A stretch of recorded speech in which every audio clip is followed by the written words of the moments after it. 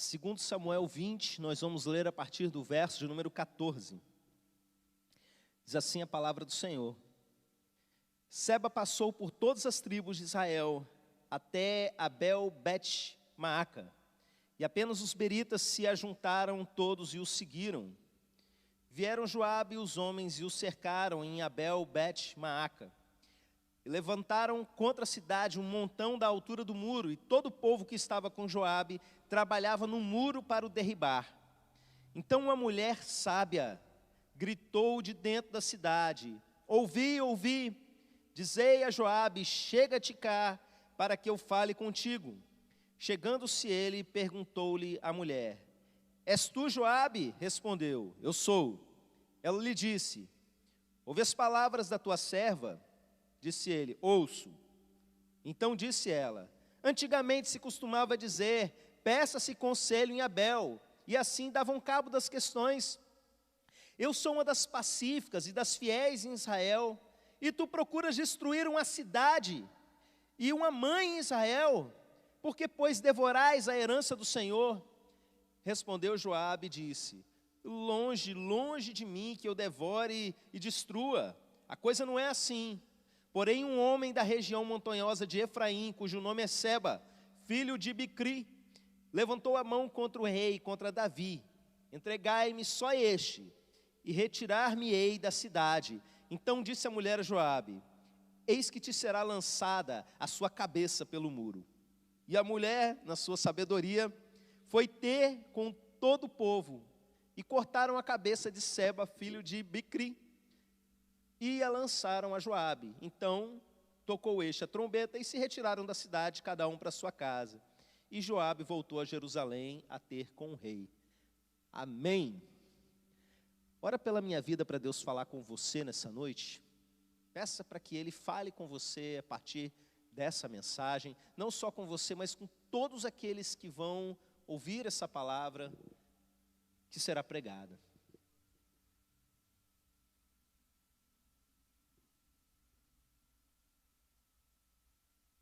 Ouvi a oração do teu Pai. Eu me coloco diante do Senhor em humildade de coração, sabendo que eu sou falho, eu sou um simples pecador, mas eu confio nas tuas misericórdias, no teu amor, e eu confio que o Senhor é um Deus que fala com o teu povo nesse momento, nos encha de discernimento, meu Pai, e que a palavra que está no teu coração seja entregue, não só a esses que estão aqui, ou que nos acompanham ao vivo, mas todos quantos precisam dela, meu Pai. É em nome de Jesus. Amém. Amém. Irmãos, eu disse, antes da gente começar a leitura, que seria uma mensagem profética, e o que eu entendo disso? Eu percebo que muitas vezes a gente se move no profético simplesmente ensinando a palavra de Deus. Eu tenho explicado aqui nessa igreja algumas vezes como nós oramos pedindo para Deus a palavra certa para cada ocasião. E como a partir disso nós conseguimos fazer uma leitura profética do que está acontecendo e do que está por vir. Por exemplo, há algum tempo atrás, nós começamos a receber muitas mensagens de Deus a respeito de força durante a dificuldade, força durante a tribulação, consolo de Deus durante a tribulação. E tudo isso antes da gente entrar num período de grande dificuldade a nível de planeta. Não era só algo específico relacionado à nossa igreja. E naquela época a gente entendeu isso, irmãos. O Senhor está nos dando mais uma vez uma mensagem sobre consolo durante a dificuldade. Vem coisa difícil por aí, e alertamos isso daqui de púlpito. Outra coisa que a gente pregou muito durante o período que antecedeu esse tempo de pandemia foi sobre a gente queimar o nosso coração. E sobre como o nosso coração queima mais quando nós estamos juntos. Sobre o esforço que a gente tem que fazer sobre manter a brasa acesa. E, irmãos, foram várias mensagens a respeito disso, nos preparando para esse tempo de frieza generalizada que nós estamos vivendo. Um tempo em que muitas pessoas, mesmo não abandonando a sua fé, sentem um coração gelado, um esfriamento, principalmente pela falta de frequência nos cultos, por conta da própria pandemia, não é? Então, meus irmãos, a gente fazendo essas leituras, observando o que Deus vem falando, a Bíblia diz: quem tem ouvidos, ouça o que o Espírito diz às igrejas. A gente começa a se antever a alguns processos que nós ainda vamos viver. A mensagem dessa noite, eu estou de olho, já é a quarta nesse mesmo tema. E como geralmente acontece, troca o pregador, a mensagem continua. Nós já lemos esse mesmo texto há pouco tempo atrás. Quem se lembra disso? Pastor Osias pregou nesse texto, aqui em um dos nossos cultos. E o tema que será desenvolvido nessa noite, meus irmãos, já é a quarta vez que, de alguma forma, o Espírito Santo nos diz, em textos diferentes, de maneiras diferentes, essa mesma chamada de atenção. E tem a ver, eu creio, com algo que está por acontecer. O texto que nós lemos, ele conta um pedaço da vida do rei Davi, quando o seu filho Absalão tinha dividido, o reino de Israel tinha ficado polarizado, um grupo pró-Davi, outro grupo pró-Absalão, e quando passou esse período que Absalão foi morto e o reino estava sendo restituído a Davi, um sujeito que a Bíblia diz que ele era filho de Belial, não quer dizer que o pai dele se chamava Belial, era uma expressão do Antigo Testamento para dizer que o sujeito é um pilantra, é um mau caráter, é um cara perverso. Ele incita o povo a não seguir o rei Davi, e Davi olha, vê que vai começar uma nova polarização no país, e ele dá um comando às suas tropas para que eles perseguissem esse homem. E Davi chega a dizer: olha, vão logo atrás dele, antes que ele chegue em alguma cidade fortificada e as coisas fiquem mais difíceis. Mas, meus irmãos, se vocês lerem aí o capítulo todo, vocês vão ver que acontecem algumas coisas nesse percurso, e esse tal de Seba, ele acaba chegando a uma cidade chamada Abel, um monte de coisa aí, né? O nome da cidade é completa, mas a gente percebe pela maneira que a mulher fala ali no texto, que se chamava normalmente de Abel mesmo. E, meus irmãos, quem está ali fazendo essa guerra, aliás, indo atrás de um único homem, não é simplesmente um mercenário qualquer, alguém isolado ali, é ninguém mais, ninguém menos que a tropa real, seguida pelos valentes de Davi, e comandada por um homem chamado Joabe. E Joabe, se você não conhece o texto bíblico, ele não era brincadeira. Se você ler só esse capítulo aqui, você vai ver que era um sujeito extremamente sanguinário. É do tipo, nesse capítulo a gente vê, que chega assim, num camarada: ô meu irmão, vai dar um beijo nele, que era o cumprimento lá no Oriente, é até hoje. Com a mão segura a barba do camarada para dar um beijo, com a outra fura a barriga com a espada, a ponto das tripas caírem pelo chão, e deixa o cara lá agonizando. Era essa a vibe de Joabe. E eles estavam ali, diante de uma cidade, para invadir a cidade, para pegar um homem. E o texto diz que todos aqueles homens que estavam ali com Joabe começaram a juntar uns entulhos e formaram um montão de frente para o muro, já da altura do muro da cidade. E eles estavam ali, todos eles trabalhando para derrubar o muro e para fazer aquela arruaça. E de repente, meus irmãos, no meio daquilo tudo, ouve-se uma voz de mulher: ei, escutem, escutem. Cadê Joabe? Eu quero falar com ele. Eu estou aqui. Joabe chega, e aquela mulher começa a negociar com Joabe. E começa a explicar: olha, aqui na cidade de Abel, antigamente se falava que aqui era a cidade que se buscavam conselhos. Aqui se resolvia problema. E de repente eles estão ali no meio de um problema. Você vai destruir uma cidade, vai devorar o seu próprio povo. Aí Joabe falou: não é nada disso não, olha só. Se você me mandar um homem que está aí dentro, eu vou embora. Eu junto todo mundo e vou embora. Eu só quero um homem. O nome dele é Seba. E aí, meus irmãos, A mulher, ela não fala assim, espera aí que eu vou lá conversar com o pessoal, deixa eu ver se eu vou achar esse homem, deixa eu ver o que eu posso fazer. A mulher, por conta própria, ela vira e fala o seguinte, a cabeça dela vai ser lançada, tá bom? E vira e vai falar com o povo. Me impressiona a postura dessa mulher, primeiro porque é uma mulher num contexto que vocês sabem que é extremamente machista. Segundo, tinha um monte de homem de guerra ali, e ninguém falou nada. Ninguém fez nada diante daquela situação. Ninguém se propôs a negociar uma trégua, a saber o que estava acontecendo. Estava todo mundo cego pelos problemas. E essa mulher se mete no meio, e a determinação com que ela fala, a ousadia como ela negocia, e a maneira como ela já responde dizendo que vai jogar a cabeça do cara do outro lado, eu já imagino que essa mulher estava pronta para descer e ela mesma fazer. Ela mesma ia resolver o problema. O texto diz que ela foi muito sábia, que ela chegou lá, conversou com o povo, de repente está Joabe lá embaixo, só voa uma cabeça assim, tuf. Aí Joabe toca o chofar, junta todo mundo e vai embora. E aquela mulher salvou a cidade. Mas a que preço, meu irmão, minha irmã? Porque olhando por um outro ponto de vista, a gente percebe que essa mulher é extremamente fria. Ela fez o que ela entendeu que precisava fazer, mas o que ela fez foi algo, de certa forma, de certo ponto de vista, extremamente cruel. Matou um homem que ela nem conhecia. Sabia-se que era lá um cara encrenqueiro, que tinha levantado a mão contra o rei. Cara que dividia a nação. Mas ela tomou uma decisão que ninguém ali estava tendo coragem de tomar. Porque se perguntasse para qualquer pessoa da cidade, entre a cidade toda e esse cara que nem é daqui, todo mundo ia ter a mesma opinião. Mas quem foi que abriu a boca para falar alguma coisa? Ninguém.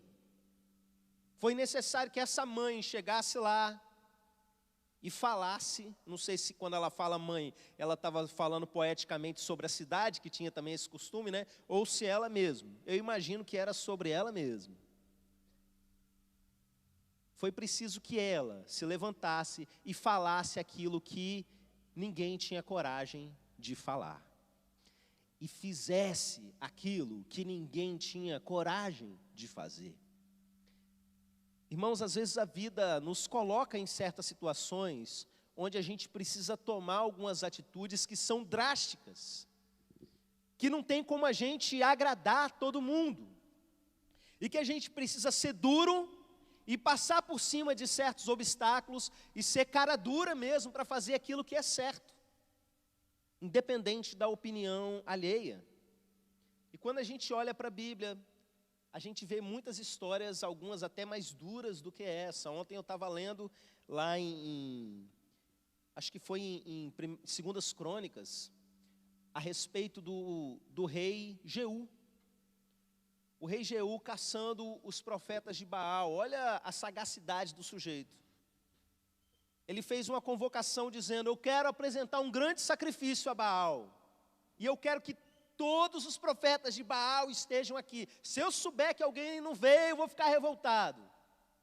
E ele vai lá e junta todos os profetas de Baal num só templo lá. E quando estão todos eles lá dentro, ele vira para os soldados e fala, agora entrem lá e matem todos eles. Crueldade? Esses caras tinham família com certeza. Aliás, o Seba, se vocês perceberam no texto que nós lemos aqui, Seba, filho de... Aí fala lá o nome do pai dele, que não é o Belial, é outro. Tinha família. Ele chega e manda matar uma multidão de sacerdotes de Baal. E a gente olha isso com o nosso olhar moderno e fica totalmente espantado. Não teve misericórdia! Deixa eu piorar um pouco mais a situação. Se você se espanta, Deus ainda premia o rei Jeú por causa disso. Deus ainda fala, porque você agiu certo, a sua descendência vai ficar no trono até a 4ª geração, por prêmio, por causa disso que você fez. Como assim? O homem não teve misericórdia desses multidão aí de profetas de Baal? Irmãos, tem a ver com misericórdia e não com falta de misericórdia. Misericórdia com as gerações que viriam depois. Era uma decisão difícil, era uma decisão que precisava de alguém de fibra, de pulso firme, que não estava interessado em agradar todo mundo, mas fez algo que precisava ser feito. Por que você está falando isso, pastor? Irmãos, o culto a Baal era idolatria no meio do povo. Idolatria não é só uma questão estética, que um adora de um jeito, outro adora de outro, não. Idolatria atrai coisas ruins, chama demônios para dentro de uma nação, para dentro de uma família. Atrai juízo de Deus sobre um povo. Para vocês terem uma ideia, meus irmãos, o culto de Baal envolvia sacrifício de crianças. E pessoas que começavam a se envolver com aquele tipo de culto demoníaco, daqui a pouco estava ali, a gente vê isso em Jeremias 19, uma menção a isso. Eles estavam sacrificando, queimando os seus próprios bebês a esse demônio. O tipo de coisa que, quando a gente lê os textos da Bíblia que falam a respeito disso, irou grandemente o coração de Deus, porque os filhos são herança do Senhor. Como eles puderam fazer isso com os próprios filhos? O que trouxe isso para o meio do povo foram esses homens. Então sim, aquele governante naquele tempo, ele precisava tomar uma decisão difícil, que às vezes as pessoas não iriam entender. Assim como aquela mulher ali na beira do muro, negociando a cabeça de um homem. Diz que ela teve sabedoria, que ela foi sábia. E eu quero dizer para vocês, que eu e você precisamos dessa sabedoria, não para cortar cabeças, mas para ter a coragem para agir da maneira correta, mesmo que a maneira correta venha desagradar a muitos. Estou vestindo uma camisa aqui que tem uma frase em inglês, deixa eu ver se eu me lembro, que eu não consigo me ler aqui, mas é algo mais ou menos assim: não custa nada ser uma boa pessoa. É isso que está aqui? Não custa nada ser uma boa pessoa. A mensagem dessa noite é um pouquinho o contrário disso, tá? Não seja legal com todo mundo. Não seja legal com todo mundo. Pastor, isso é coisa lá do Antigo Testamento, daquele contexto de guerra? Ok, vamos ver então com relação à igreja do Novo Testamento. Existem momentos que a gente vê na história da igreja, que quem está à frente da igreja precisa tomar uma postura rígida, dura, com pessoas que se dizem irmãs, se dizem da fé, mas não querem caminhar da maneira correta. A gente vê, por exemplo, lá em Atos capítulo 5, a história de Ananias e Safira. Como Pedro vira diante daqueles dois e fala: porque vocês mentiram ao Espírito Santo, vocês vão morrer. Primeiro acontece com o marido, depois acontece com a esposa. Se você vê em 1 Coríntios capítulo 5, você vai ver a história de um homem que ele estava pegando a própria madrasta, e era um irmão da igreja. E Paulo começa a ficar espantado como é que ninguém estava fazendo nada. E ele começa, tanto ele a fazer coisas duras, ele vira e fala: eu entrego esse homem a Satanás, para que ele sofra na carne, para que ele venha a se arrepender. E fala para a igreja cortar a comunhão com esse sujeito. Irmãos, isso não tinha o propósito só de levar cura para essa pessoa que estava no erro, mas era levar cura para o todo, assim como aquela mulher que foi lá e botou um homem para fora, jogou a cabeça dele para fora para salvar toda uma cidade. O apóstolo Paulo, quando ele fala a respeito disso, ele vai usar a fala de Jesus sobre o fermento. Vocês não sabem que um pouco de fermento leveda toda a massa? Que uma coisa errada ali no meio da igreja, daqui a pouco começa a se espalhar, e ele fala assim: não comam com uma pessoa dessa. Eu disse para vocês que é um assunto que a gente, volta e meia aqui, tem falado. Eu me lembro de 2 mensagens que eu preguei nos últimos meses, e eu recomendo que vocês voltem a ouvi-la. Eu ouvi hoje à tarde na velocidade 2, no YouTube tem essa possibilidade, né? Ouvi ela todinha. E Deus falou comigo de novo nessa mensagem. Uma delas é a paz que eu não quero, e a outra é fique longe desse tipo de crente. E essa segunda, meus irmãos, acho que vocês se lembram dela, eu recomendei muito especialmente à juventude da nossa igreja. Por quê? Porque em nome da amizade se tolera o intolerável. E a Bíblia diz, a gente estuda esse texto nessa mensagem sobre a gente ser cúmplice daqueles que estão no erro. E não tem a ver com a gente conviver com pessoas que estão lá fora, que não têm compromisso nenhum com Jesus. Mas, meus irmãos, tem a ver com aqueles que se dizem da fé. E de repente ele tem um comportamento totalmente o contrário daquilo que deveriam ter.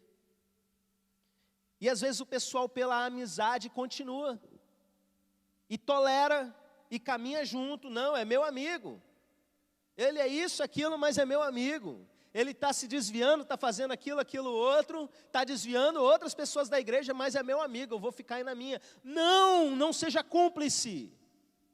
A mensagem é, tenha um posicionamento cirúrgico. Foi isso que aconteceu com aquela mulher. De jogar a cabeça do cara para o lado de fora. Não corte a cabeça de ninguém, mas seja cirúrgico nos seus relacionamentos. Corte. Se necessário for, corte.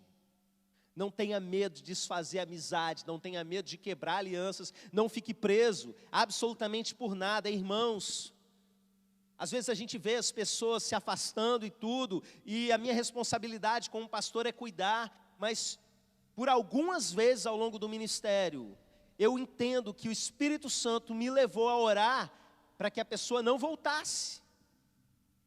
Eu me lembro que uma dessas vezes foi algo até um pouco chocante, porque eu orando pela pessoa, o Senhor me deu uma palavra, e eu senti que deveria abrir a Bíblia no Salmo de número 43. E quando eu abri, meus irmãos, a Bíblia estava lá dizendo assim: livrai-me do homem fraudulento. Reverso. Como é que eu vou orar para o cara permanecer, se Deus está me trazendo uma revelação, que eu tenho que orar para ser livre dele? Nem todo mundo está preparado para ouvir isso, meus irmãos. Mas entenda, é o meu testemunho pastoral, que por algumas vezes a gente já precisou fazer isso. Eu me lembro que eu estava no monte, e o pastor estava passando por lá, e eu compartilhei com ele, e ele falou assim: mas meu irmão, quando você orar por essas coisas, não ora para vir para a minha igreja não, hein? Ora para Deus mandar para outro lugar. Brincando ali, mas é a nossa experiência como pastor mesmo, que às vezes essas coisas acontecem. Que existem pessoas que não querem mudar, que você ensina, elas sabem que estão erradas, e elas querem permanecer no erro. Olha só, cirurgia. Corta, é o corte que precisa acontecer. Mas, irmãos, não diz respeito simplesmente a uma postura radical com relação a pessoas, a relacionamentos, mas é ser radical consigo mesmo. É você não ser uma boa pessoa, às vezes, para você mesmo. Porque, às vezes, você tem problemas na sua vida, que a resposta é cirúrgica. Irmãos, a resposta com relação a pecado não é terapia, não é aconselhamento, não é discipulado, não é nada disso. Jesus falou o seguinte: se a tua mão direita te faz pecar, corta e lança fora. Se o teu olho direito te faz pecar, arranque-o fora. É melhor você entrar no reino sem um olho, sem uma mão, do que todo o seu corpo ser lançado no inferno. A resposta de Jesus para o pecado é radical. Seja radical com você.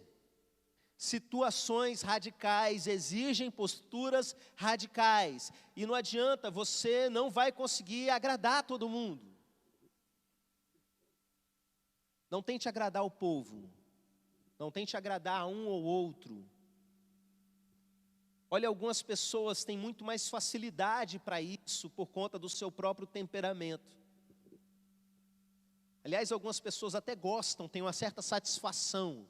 Eu não sei qual era o perfil dessa mulher que fez isso. Se foi desespero ou se ela já tinha vontade mesmo de cortar alguma cabeça. Mas Tem pessoas que têm, por personalidade, uma propensão em assumir a liderança e tomar certas posturas, independente se vão agradar um ou outro. Mas eu sei, meus irmãos, que alguns, para tomarem uma postura mais dura, isso dói lá no fundo da alma. Tem gente que não sabe dizer não. Mas alguns sims que você dá nessa vida, você está dizendo não para Deus e não está percebendo. E como você não está olhando nos olhos de Deus, você está olhando nos olhos das pessoas, é muito mais fácil dizer sim para elas do que dizer sim para Deus. Você é uma dessas pessoas que é tão difícil dizer não para os outros.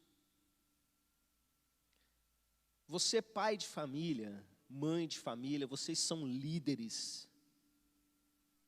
Homens, vocês são líderes. Eu falava sobre isso aqui na nossa oração ontem. E eu sei que para alguns de nós é difícil às vezes assumir certas rédeas e tomar certas decisões, principalmente quando elas vão doer. Quando elas mexem com as vontades da família, quando elas mexem com as rotinas da família, quando elas mexem com quem frequenta a casa da gente. Mas olha, não tem jeito. Amizade com o mundo é inimizade contra Deus. Não tem como você manter um relacionamento com o Senhor, mantendo amizade com coisas erradas ou com pessoas que insistem em permanecer erradas. Irmão, já tive situação de gente sair da minha casa e ficar um demônio sentado no sofá onde a pessoa estava. Vocês não têm noção.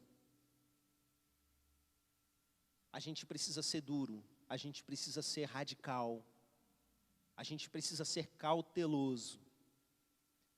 E precisa ter essa coragem que essa mulher teve. Ser duro, sabe, doa a quem doer, fala o que tem que falar. Você sabe que é o correto? Vai lá e faz. Não fique tentando agradar todo mundo, não tente ser uma boa pessoa para todo mundo. Faça o que é correto diante de Deus e ponto final. Eu quero orar por cada um de vocês. Vamos colocar em pé.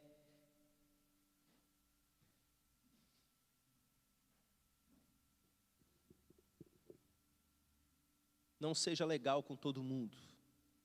Se você é alguém que tem dificuldade para bater de frente, por personalidade evita o conflito, lembre-se que em algumas situações você vai estar exatamente como aquela mulher. Eu não estou simplesmente dando um ensino, eu estou entregando uma mensagem profética. Você vai viver situações que todo mundo vai ficar quieto.